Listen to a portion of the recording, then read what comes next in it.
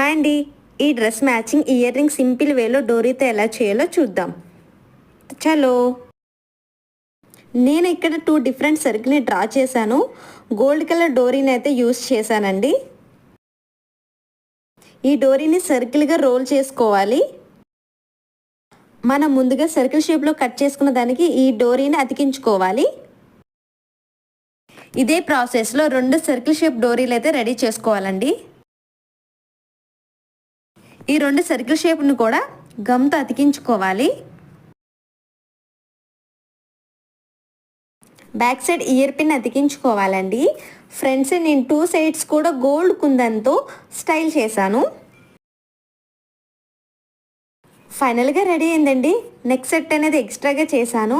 ఎలా ఉందనేది తప్పకుండా కామెంట్ చేయండి, లైక్ చేయండి, షేర్ చేయండి, subscribe my channel. Thank you.